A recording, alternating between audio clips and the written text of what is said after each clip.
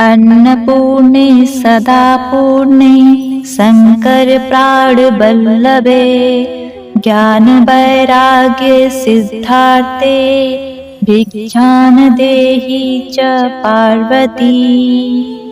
पार्वती पते हर हर महादेव। श्री विश्वनाथ भगवान की जय। अन्नपूर्णा मात की जय। प्रिय भक्तगणों, आज मार्गशीर्ष माह की पूर्णिमा तिथि है और आज संसार का भरण पोषण करने वाली माता अन्नपूर्णा की जयंती है। जीवनदायिनी माँ पार्वती आज के ही दिन देवी अन्नपूर्णा के रूप में पृथ्वी पर सभी भक्तों का कल्याण करने के लिए प्रकट हुई थी।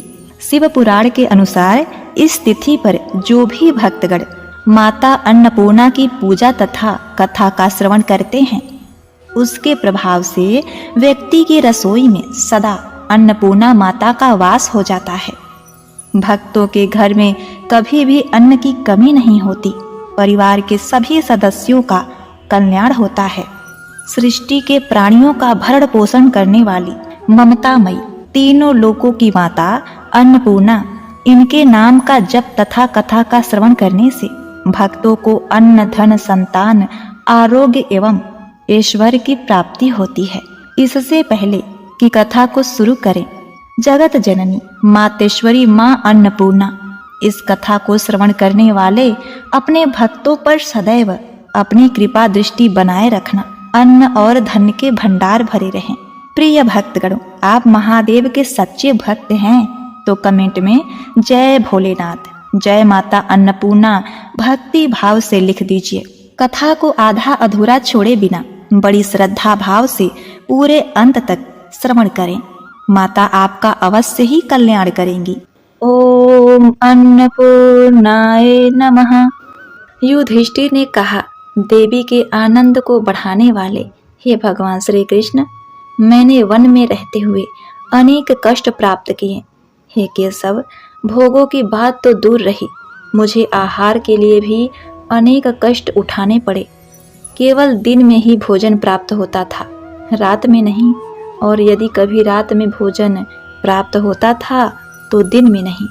कभी कभी अधिक भोजन संयोग से मिलता था, कभी रूखा कभी चिकना, कभी स्वादु और कभी नीरस। और भोजन मैं दुख के साथ करता था, कभी भूखा रहकर ही पृथ्वी पर सो जाता था। हे कृष्ण, कंदमूल फल शाक तथा मांस आदि के भोजन करने से मेरी कभी भी तृप्ति नहीं होती थी। मैं सदैव ही भूख प्यास की ज्वाला से जलता जाता था। हे कृष्ण, दुष्टों ने मेरा राज छीन लिया, भाइयों से मुझे अलग रहना पड़ा। मेरे साथ गांडीवधारी अर्जुन तथा भीमसेन को भी यह दुख झेलना पड़ता है। हे कृष्ण, यह दुख मेरे किन पापों के कारण हो रहा है और किस कर्म को करने से मनुष्य को सुख प्राप्त होता है। हे कृष्ण, किस कर्म के करने से मनुष्य दरिद्र नहीं होता, किस कर्म से बंधुओं से वियोग नहीं होता, किस कर्म से किसी से बैर नहीं होता, और कौन सा कर्म करने से मनुष्य दीनहीन नहीं होता। हे केशव, उन कर्मों को आप मुझे कहिए। भगवान श्री कृष्ण ने कहा, हे युधिष्ठिर, एक समय पिता की आज्ञा से श्री रामचंद्र जी राज्य को छोड़कर जानकी और लक्ष्मण के साथ दंडक वन में निवास करते थे। एक दिन जंगल में आहार ढूंढते हुए लक्ष्मण जी को जब कुछ नहीं मिला और सायंकाल का समय हो गया तो वे निराश होकर लौटे और रामचंद्र को प्रणाम किया।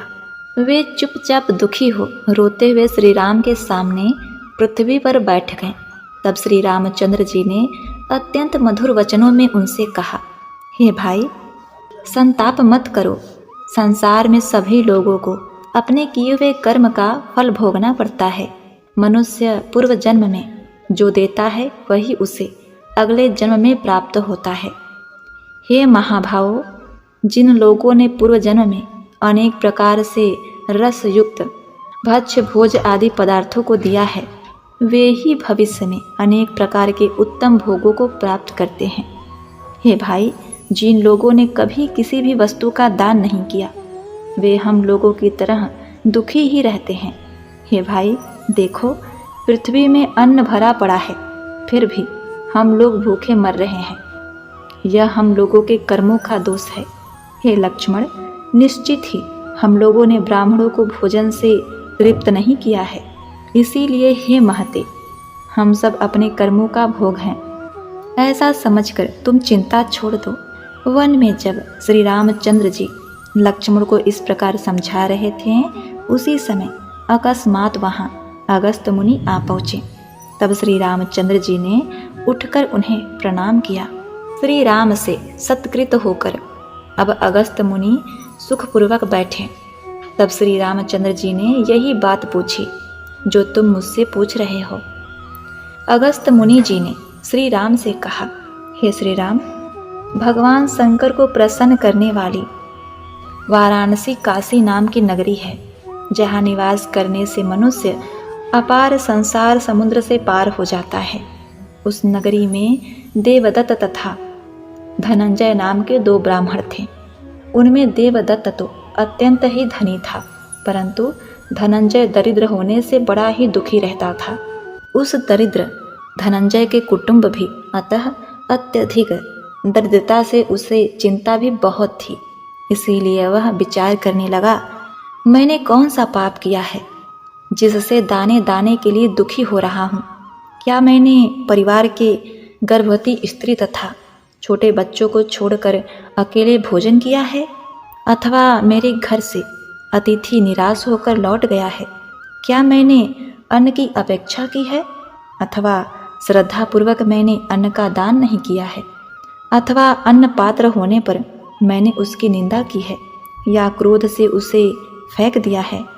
अथवा क्या मैंने गली में पड़े हुए अन्न की अपेक्षा की है? क्या किसी के द्वारा अन्न दिए जाने पर मैंने उस अन्न का त्याग कर दिया है? अथवा श्राद्ध में निमंत्रित होने पर मैं धन के गर्भ से नहीं गया हूँ?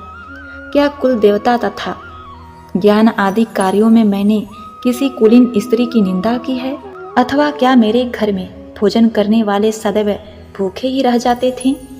अथवा क्या मैंने अतिथि के आने पर अच्छे अन्न रहते हुए भी बुरे अन्न का भोजन करवाया है?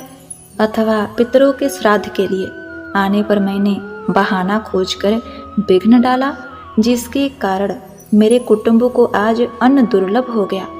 मैं बड़ी कठिनाई से अत्यधिक परिश्रम करने पर भी केवल पेट भरने मात्र ही अन्न पाता हूँ। भूख से तड़पते हुए बच्चों को देखकर मेरा हृदय फटा जा रहा है। यह अत्यंत ही दुख की बात है।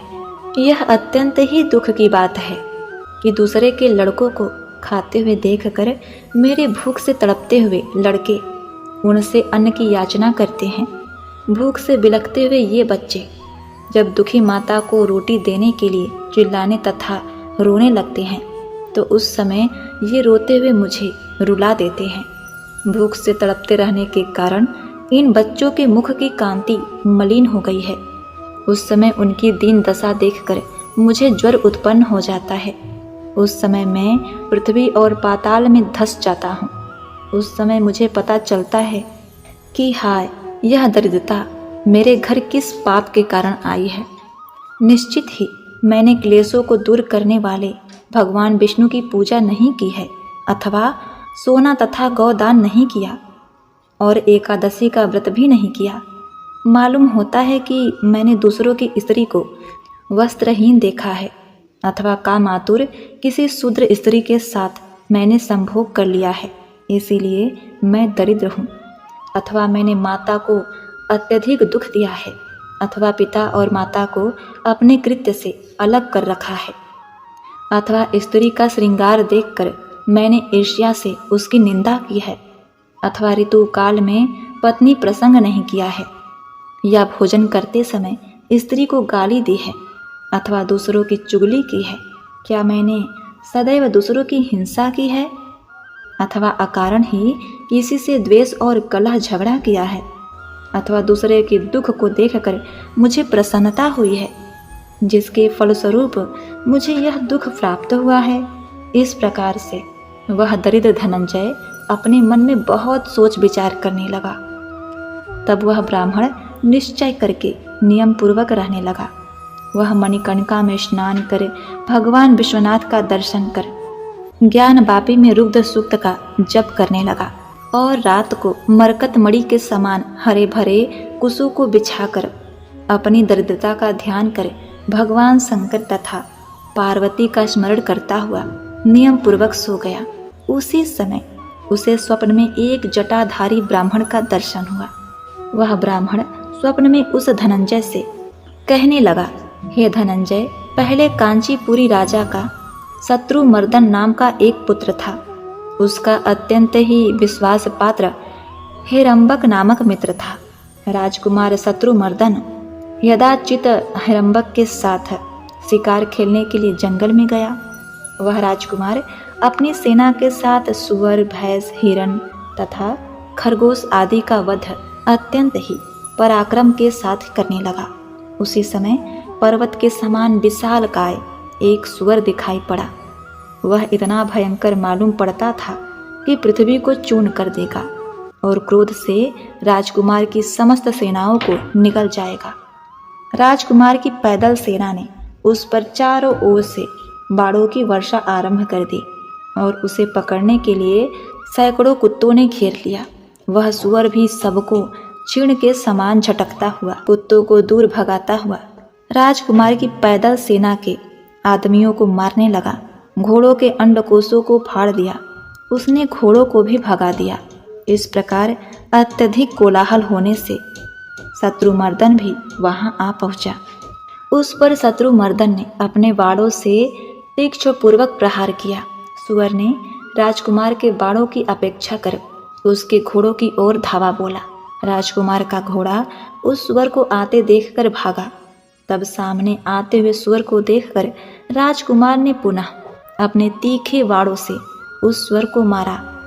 राजकुमार के बाणों से आहत वह सुअर भी भागा और राजकुमार भी अपनी तलवार को संभाल कर उस सुअर के पीछे दौड़ा। उस राजकुमार के पीछे घोड़ा न रहने से कोई भी पैदल चलने वाली सेना न जा सकी।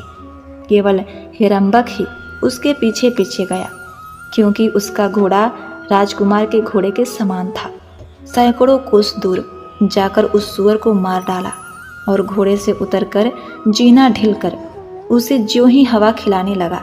उसी समय हिरंबक भी वहां पहुंच गया और घोड़ों से उतरकर दोनों घोड़ों को हवा खिलाई। तत्पश्चात भूख तथा प्यास से उन वीरों ने भी थोड़ा विश्राम किया। विश्राम करने के उपरांत उन वीरों ने भूख और प्यास से व्याकुल होने के कारण किसी मुनि से जल के लिए याचना की।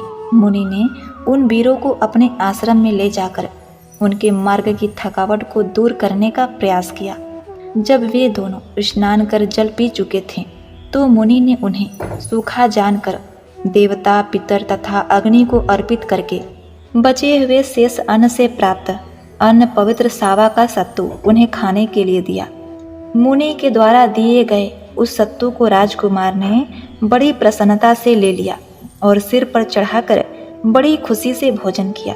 परंतु राजकुमार का साथी हिरंबक ने, जिसे थोड़े ही दिन पहले पर्याप्त संपत्ति मिली थी, सत्तू को देखकर घमंड से उसका त्याग कर दिया और उसने मुनि के द्वारा दिए गए सत्तू की निंदा की और उसकी अपेक्षा कर उसके दोष को कहता हुआ थोड़ा खाकर पृथ्वी पर इधर उधर फेंक दिया। उस मूर्ख ने मुनि के द्वारा दिए गए सत्तू का इस प्रकार अनादर किया।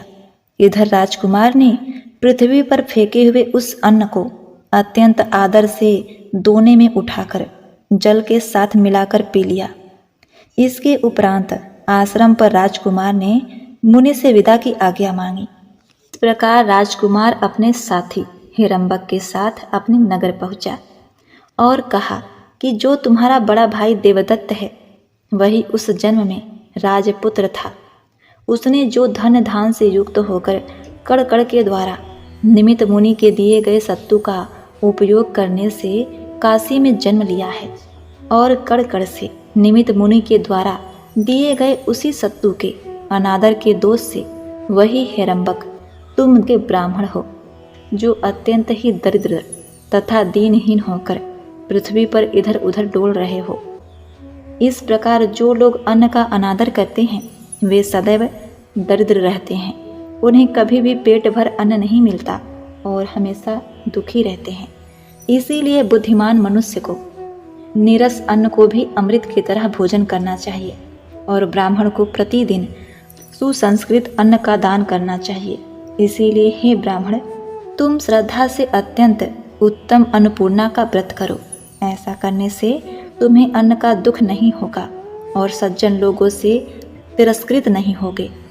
किसी ब्राह्मण के द्वारा कही गई इस बात को सुनकर उस ब्राह्मण की नींद टूट गई और व्रत की उत्सुकता से उसने इस व्रत को करने का विचार किया। उसने वृद्धों तथा अन्य देशों से समागत धार्मिकों से अन्नपूर्णा व्रत के विषय में पूछा और अनेक ग्रंथों में अन्नपूर्णा व्रत का पता लगाया, परंतु कहीं भी उसे अन्नपूर्णा व्रत की विधि प्राप्त नहीं हुई। अन्नपूर्णा व्रत की विधि का पता लगाने की उत्सुकता से वह ब्राह्मण पृथ्वी पर इधर उधर भ्रमण करने लगा। इस प्रकार अनेक तीर्थों का भ्रमण करता हुआ वह आसाम की ओर गया। उसने बड़े श्रद्धा से भगवती कामाक्षा देवी का पूजन किया और उसी स्थान पर तालाब के उत्तरी तट पर, जहाँ अनेक प्रकार के वृक्ष थे, इधर उधर घूमने लगा। वहाँ पर उसने दिव्य रेशमी वस्त्र धारण किए हुए अत्यंत सुंदर नेत्र वाली स्त्री समूह को देखा जो भगवती कामाक्षा की पूजा कर रही थी। वह ब्राह्मण उस स्त्री समूह के पास जाकर बड़े विनय के साथ बोला, हे स्त्रियों, आप किसकी पूजा कर रही हो तथा इस व्रत की क्या विधि है? इस पूजा तथा व्रत का क्या फल है और किस समय में यह उत्तम व्रत किया जाता है? तब स्त्रियों ने कहा, हे ब्राह्मण, अत्यंत श्रद्धा और भक्ति से सुनो तथा जिससे यह संसार बना हुआ है, यह सारा चराचर जगत शिव शक्ति स्वरूप है, जिसमें जो शिव है वही विश्वेश्वर है और उनकी शक्ति पार्वती है। सृष्टि काल में उन्हें लोग माया कहते हैं और पालक के समय वही अन्नपूर्णा नाम से विख्यात हैं और संहार काल में वही काल रात्रि हैं। इस प्रकार वह एक होते हुए भी कार्य रूप से 3 प्रकार की हैं। हम लोग सृष्टि काल में पालन करने वाली उसी अन्नपूर्णा का व्रत कर रहे हैं।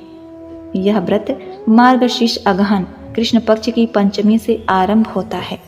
रेशमी सूती अथवा सामान्य सूत में 17 गांठ देनी चाहिए और लाल कुमकुम, चंदन तथा अगरू से उस डोरे की पूजा करनी चाहिए। अन्नपूर्णा के समीप उस डोरे को रखकर फिर उसे धारण करना चाहिए और अनेक प्रकार की दिव्य वस्तुओं से भगवती अन्नपूर्णा की पूजा करनी चाहिए और 17 हरे धान का चावल लेकर भगवती अन्नपूर्णा से इस प्रकार प्रार्थना करनी चाहिए, हे अन्न देने वाली माँ अन्नपूर्णे, मुझे पशु, पुत्र, यश तथा श्री लक्ष्मी दो तथा आयु, आरोग्य एवं ऐश्वर्य प्रदान करो। हे देवी, तुम्हें नमस्कार है। इस प्रकार प्रार्थना कर दाहिने हाथ के मूल में डोरे को धारण करना चाहिए। यदि व्रत करने वाली स्त्री हो तो अपने बाएं हाथ के मूल में उस डोरे को धारण करे और अत्यंत स्वस्थ चित्त से इस कथा को सुने। यह दुर्वा जो सभी पापों का स्वरूप है, तुम्हें समर्पित कर रहा हूँ। हे माँ, तुम्हें नमस्कार है। इस प्रकार 16 दिन तक डोरे की पूजा कर कथा सुननी चाहिए। फिर अगहन के शुक्ल पक्ष में षष्ठी का दिन प्राप्त होने पर व्रतकर्ता सफेद वस्त्र धारण कर रात्रि में पूजा गृह में स्थित हो धान की बाल का कल्प वृक्ष बनाएं और उसके नीचे भगवती अन्नपूर्णा की मूर्ति स्थापित करें। वह अन्नपूर्णा की मूर्ति गुड़हल के फूल के समान लाल वर्ण की होनी चाहिए। प्रसन्न मुख वाली अन्नपूर्णा की मूर्ति रत्न के सिंहासन पर स्थित होनी चाहिए तथा दाहिने हाथ में रत्न की कलछी देनी चाहिए।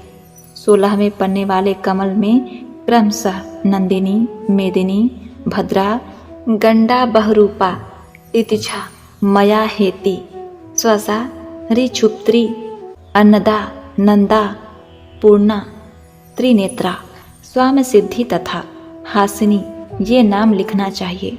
हे देवी, मेरे द्वारा दिए गई इस पूजा को ग्रहण करो। तुम्हें नमस्कार है।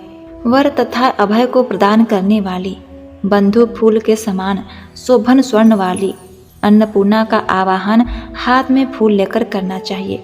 हे देव देवेश, भगवान शंकर की प्राण बल्लभा देवेशी अन्नपूर्णा, मेरी दी हुई इस पूजा को ग्रहण करो। तुम्हें हमारा नमस्कार है।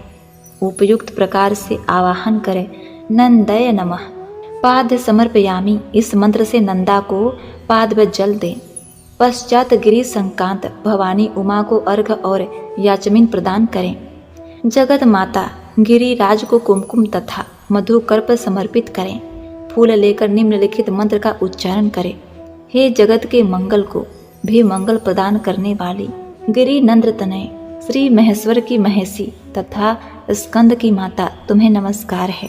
इस प्रकार नमस्कार कर भगवती को धूप दीप नैवेद्य वस्त्र सिंदूर आभूषण तंबाकू पान तथा अनेक प्रकार के सुगंधित सौभाग्यदायी द्रव्य अर्पित करें। फिर भवानी की प्रदक्षिणा कर साष्टांग प्रणाम करें और अपने बाहु से डोरे को निकालकर भगवती के चरणों में रखें। हे माँ, संपूर्ण संपत्ति को प्रदान करने वाला यह डोरा जिसे मैंने धारण किया था, उसका व्रत संपूर्ण हो गया। हे माँ, उस डोरे को तुम ग्रहण करो। तुम तीनों लोगों का पालन करने वाली हो। मैं तुम्हारा दास हूँ, अतः माँ, तुम मुझे श्रेष्ठ वर प्रदान करो, मेरी रक्षा करो। फिर अन्नपूर्णा व्रत की कथा सुने। गुरु को दक्षिणा प्रदान करें तथा सहस्त्र पात्रों में पकवान से पूर्ण ब्राह्मणों को दान दें। फिर सुहागिन औरतों को भोजन कराएं। पश्चात रात्रि में स्वयं भी बिना नमक का भोजन करें और रात्रि में भगवती का महोत्सव मनाएं। प्रातः काल पृथ्वी पर साष्टांग प्रणाम कर भगवती से प्रार्थना कर उनका विसर्जन कर दें। प्रार्थना इस प्रकार करें। हे माँ, मैं तथा मेरी स्त्री और मेरे बच्चे तुम्हारे सेवक हैं। हे माँ, हम लोगों को तुम्हारे चरण कमलों के अतिरिक्त और कोई सहारा नहीं है। हे माँ, हमारे अपराधों को क्षमा करो और मेरे परिवार का नित्य कृपा दृष्टि रखो। कल्प वृक्ष बनाए गए धान की बालों का उपयोग बीज आदि के लिए करें अथवा स्वयं भोजन करें, पर दूसरों को कदापि न दें। इस प्रकार 16 वर्ष तक अन्नपूर्णा व्रत को समाप्त कर 17वें वर्ष में इसका उद्यापन करें। 17 पात्रों को पकवान से पूर्ण कर वस्त्र तथा वास के बर्तन छतरी से ढक दें। फिर ब्राह्मणों को अन्न तथा धेनु गाय का दान करें। गुरु को अन्न का 3 पात्र दान करें तथा रात्रि में परिवार वालों के साथ भोजन करें और अन्नपूर्णा का उत्सव करें। इस प्रकार आसाम में पूजा करने वाली स्त्रियां उस धनंजय से कहती हैं, हे ब्राह्मण, संपूर्ण संपत्ति को प्रदान करने वाला यह अन्नपूर्णा का व्रत तुमसे कहा, जिससे इस व्रत के फल में संदेह हो तथा जिसे देवता और गुरु के वचनों में श्रद्धा न हो, जो भक्ति तथा श्रद्धा से रहित हो, नास्तिक हो, वित्त को निगूहन करने वाला सठ हो, उसे यह व्रत नहीं करना चाहिए। जो पितृभक्त तथा ज्ञानी हो, उसे यह व्रत करना चाहिए। उस स्त्री के द्वारा अन्नपूर्णा व्रत को सुनकर धनंजय बहुत ही प्रसन्न हुआ और अपने जन्म को कृतार्थ समझता हुआ स्त्री समूह को प्रणाम किया। फिर अन्नपूर्णा का व्रत करने लगा। वह इस व्रत को करके अपने घर काशी गया। उसकी लक्ष्मी समृद्धि प्रतिदिन बढ़ने लगी। मतवाली हाथी तथा घोड़ों से उसका घर सुशोभित हो गया था। उसके घर में सोने की सीढ़ियां हो गई। उसके नेत्र कमल के समान सुशोभित हो रहे थे तथा गले में स्वर्ण का आभूषण सुशोभित हो रहा था, जो सुंदर वस्त्र धारण किए हुए थी। ऐसी अनेक दासियों से उसका घर समलंकृत हो गया। 1 वर्ष के भीतर ही वह कुबेर के समान लक्ष्मीवान हो गया और राजकुमारों के सदृश उसके भव्य घर में विचरण करने लगे।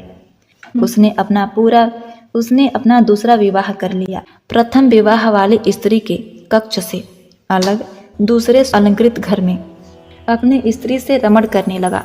एक समय उस ब्राह्मण ने अपनी बड़ी पत्नी के घर में निवास किया और मार्गशीर्ष कृष्ण पंचमी को उसने अन्नपूर्णा व्रत के निमित्त हाथ में डोरे को बांधा।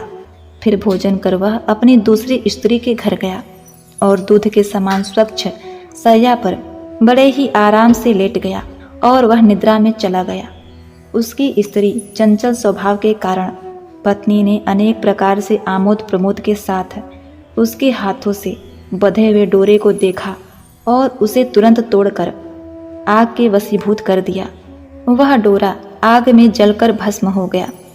फिर दूसरे दिन उस ब्राह्मण ने अन्नपूर्णा की कथा के समय अपने नौकर से डोरे के विषय में पूछा। जब किसी ने कुछ नहीं कहा तब उस ब्राह्मण ने एक दूसरा डोरा हाथ में बांध लिया और उस डोरे की अग्नि में और उस डोरे को अग्नि में जला देने से उस ब्राह्मण की लक्ष्मी वर्ष भर के भीतर ही घर से चली गई और वह धनंजय पहले की तरह दरिद्र हो गया। उसे कहीं भिक्षा नहीं मिलती थी। वह घबरा उठा और विचार करने लगा कि मेरे डोरे को किसने चुरा लिया। जिस दिन से मेरा डोरा नष्ट हुआ उसी दिन से मुझे दरिद्रता ने घेर लिया। यद्यपि मैं भगवती का व्रत कर रहा हूँ फिर भी मुझे फल नहीं होता। इसका क्या कारण है? पहले जब मैं दरिद्र था तो भिक्षा भी मिल जाती थी, पर इस बार की दरिद्रता में तो मुझे भिक्षा भी नहीं मिल रही। अब मैं इसका कारण किससे पूछूं कि मेरी लक्ष्मी क्यों नष्ट हो गई? अस्तु, जो मैं पुनः उसी देश में चलूं और उस स्त्रियों से इसका कारण पूछूं। ऐसा विचार कर वह ब्राह्मण उस कमलाक्ष देश को पुनः गया। वहां उसे यह व्रत प्राप्त हुआ था। वहां जाने पर उसे न तो वह नगर दिखाई पड़ा न ही स्त्रियां दिखाई पड़ी। केवल घनघोर पहाड़ और जंगल ही वहां थे। पक्षी भी वहां दिखाई नहीं पड़ रहे थे। मनुष्य की बात ही दूर है। वह ब्राह्मण चिंता करता हुआ उस निर्जन वन में अकेले विचरण करने लगा। वह विचार करने लगा कि जिस पापी ने मेरे हाथ का डोरा ले लिया और मेरे व्रत का विनाश कर दिया उससे क्या लाभ हुआ? वह सुंदर नगरी कहाँ है? वह देवता तथा देवालय भी दिखाई नहीं पड़ रहा है। अवश्य ही यह मेरे भाग्य का दोष है कि विधाता ने सब कुछ नष्ट कर दिया।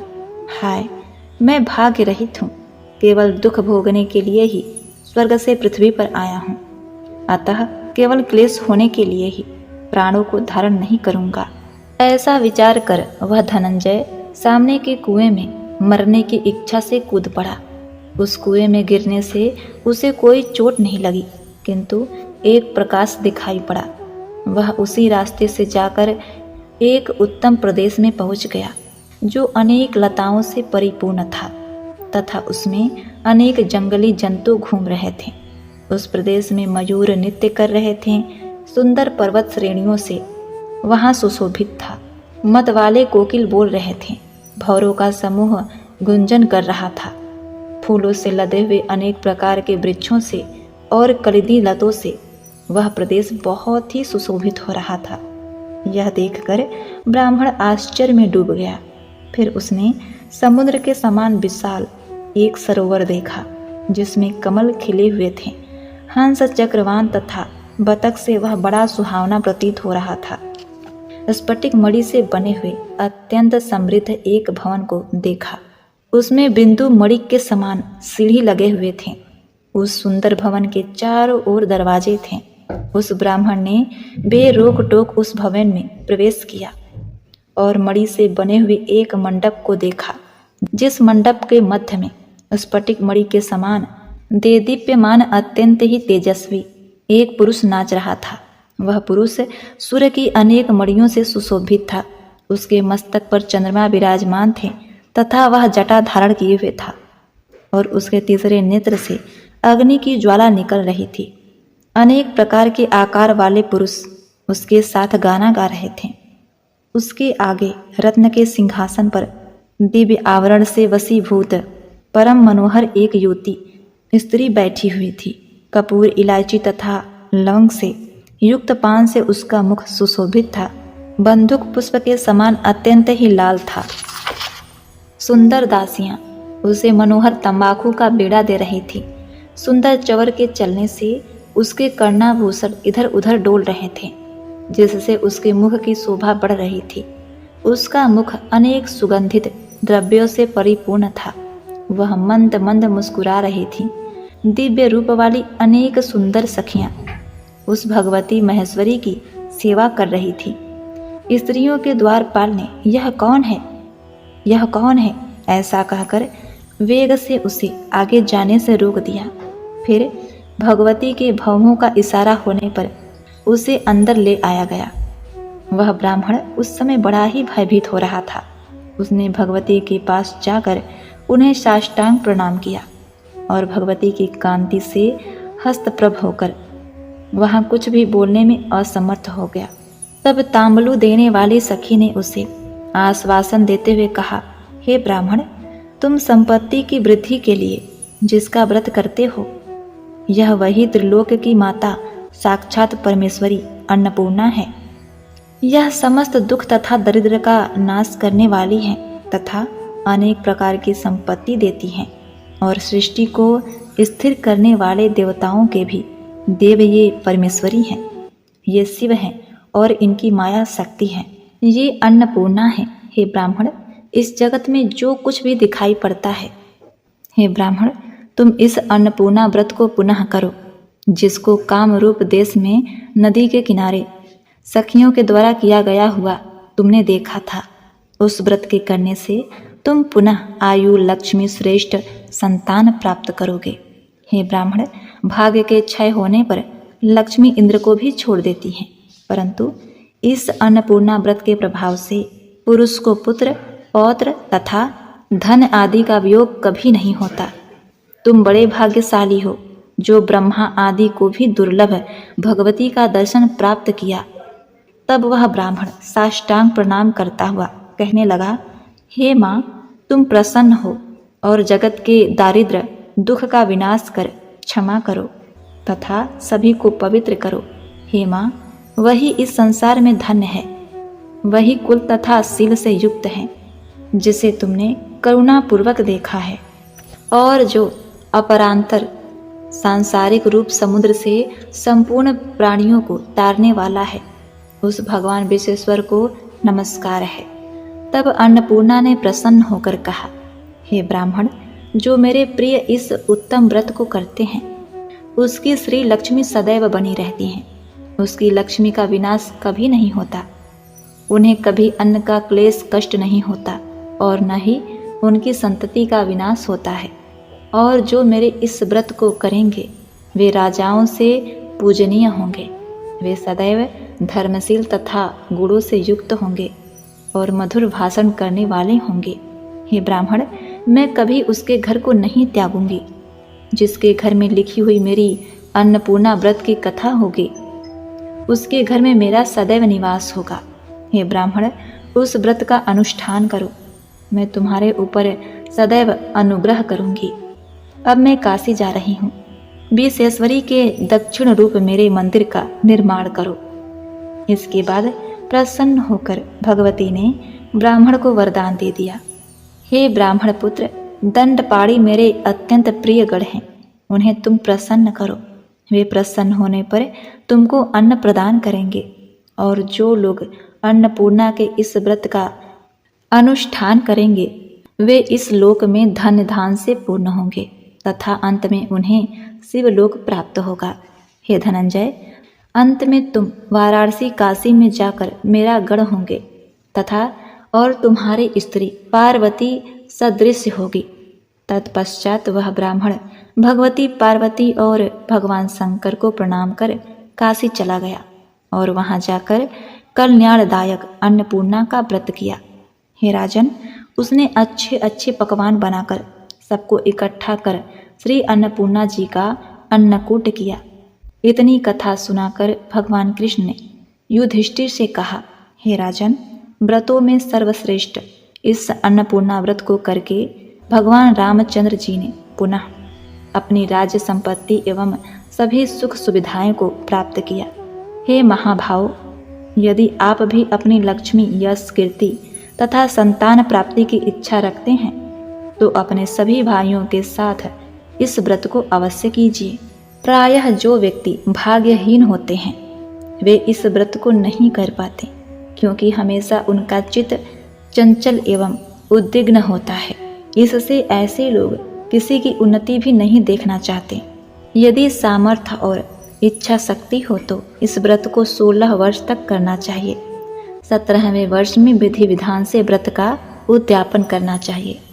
उन्हें दक्षिणा आदि देकर उनसे आशीर्वाद प्राप्त करने के पश्चात अपने बंधु बांधव मित्रों को प्रसाद वितरण करके स्वयं माँ अन्नपूर्णा जी के प्रसाद को ग्रहण कर लें। ओम नमः शिवाय। जय माता लक्ष्मी, जय माता अन्नपूर्णा। 32 पूर्णमासी का व्रत करे जो महान, उनके गृह में वैभव की होती सदा वर्षा। जय लक्ष्मी माता, जय विष्णु भगवान। ओम नमः शिवाय।